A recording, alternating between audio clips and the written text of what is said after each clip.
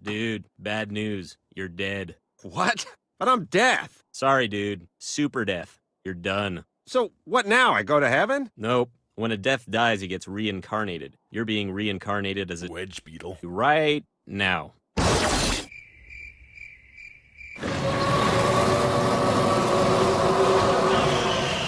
Holy mother of miasma, the big daddy of death has arrived, and by Jove, his name is Tempered Vaal Hazak.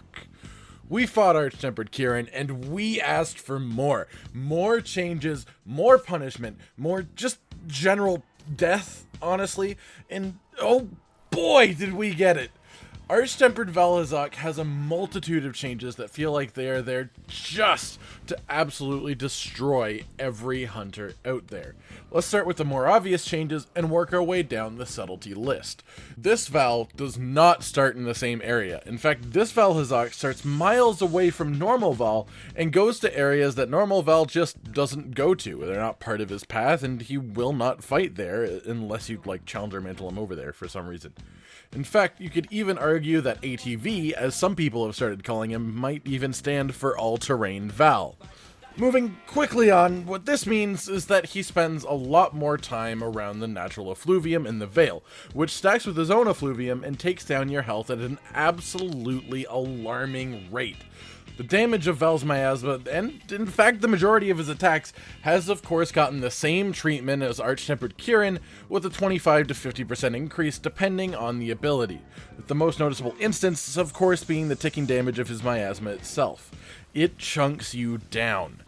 Vaal's health has also received a substantial increase amounting to about 2 times his regular health.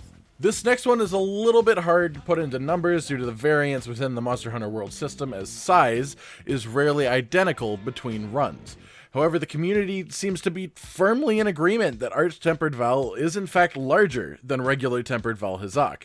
A result of his seemingly increase in size that I absolutely love the design thought that went behind this is when Tempered Vaal Hazak lands from his roar, he now exudes wind pressure. Not tremor, but specifically wind pressure. This is something that won't have a huge impact on you, nor will it, massively affect your hunt, and it's easily countered by knowing the right people, cough cough, but it's a design change that I personally really love. Having mentioned that Vaal himself is bigger now, I'd like to bring up something that I'm absolutely certain is bigger, and that is his beam. Vaal's beam on both regular and Tempered Vaal Hazak is a very noticeable straight line coming out of him. Very standard size, very sort of cookie cutter shape, you can see it very simply.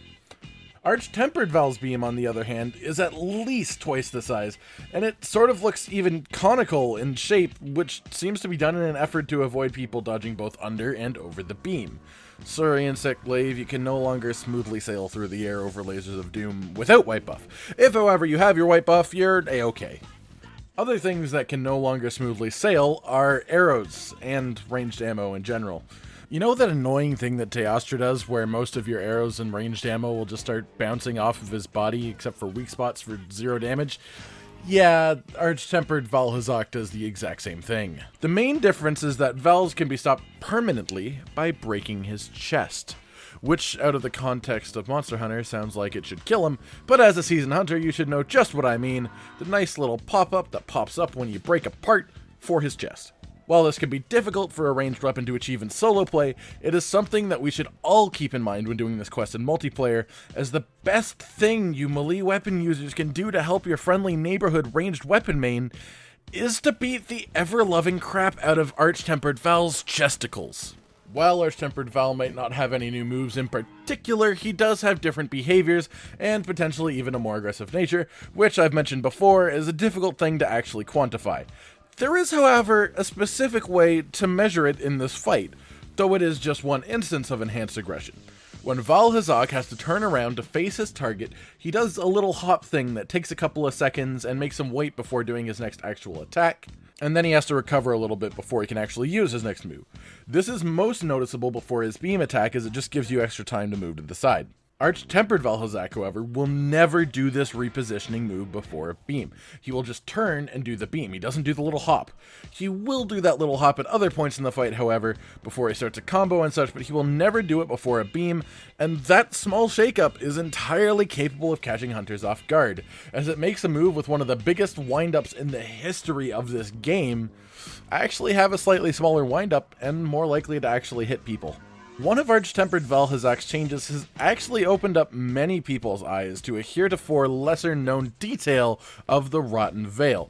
When you eventually, after many hours of chipping away at this absolute unit of a monster, earn yourself that lovely skull next to his icon, he will work his way, albeit slowly, towards his bedroom. And rather than taking his regular nap on a mound of skulls, Val will, regardless of combat, fire a beam that breaks open a dam that is holding back acid. This raises the acid level for the side of the room and makes the area that he does finally go to sleep on a highway to the danger zone. Unless you know the right people. Cough, cough. The most interesting part about this is that not only is there another one of these dams that affects the other side of the room, but these dams have always been there. They're part of the room on regular old 8-star Val, not even Tempered Val, and he can take them out with his regular beam just the same way in the regular fight, raising the acid levels on both sides of the room the same way. Usually it's a little less noticeable due to the fact that you will mostly fight in this room on top of the scary mound of death, but this fight just brings it to the forefront of the nesty room of death. I know I've referred to a lot of Val's things as being quote-unquote of death, but that is just sort of a part of Val, and it makes most things sound more evil. Just think about it for a second. Ice cream of death! Rainbows of death! Puppies of death! Oh wait, that's Odogaron. Speaking of Odogaron, hello! He's actually on this hunt, just for some added difficulty, I guess. If it wasn't for the quest that unlocks the Rocksteady mantle, this would be the first instance of this happening, and indeed the first time we would see their turf war, which is still really cool, and honestly something I'd forgotten existed due to the time gap between my doing of that quest and this one. This feels more for flavor than for difficulty, though the chain roars from Odogaron while you're fighting Vaal Hazak can easily get you killed, but you can just fire a little feces at him and he'll whimper his way away from the fray. Speaking of firing things, Flash! Ah! They only work once on Val! Now, this may not be a new thing per se, but you can only flash Tempered Vaal, and as an extension, Tempered Vaal once. While not a new thing, this is knowledge that will help you fight Tempered Vaal, and leads beautifully onto the guide section, which you'll probably care about if you like Streamstones, because currently this is the best way to farm Streamstones. First and foremost, you will 100% benefit from having full miasma resistance for this fight. It only takes 3 level 1 jewel slots and is not hard to fit in, and trust me, you will thank yourself for fitting it in your build if you weren't already. This completely removes the debuff that makes you one-shottable. Effluvial Expert, the other skill that affects Effluvium, won't help you anywhere close to as much, however, as it only helps with the natural Effluvium in the Rotten Veil, which not only has little effect on its own, but can actually be removed from the equation by either firing a torch spot on the ground you intend to stand, or you can just wear a mantle.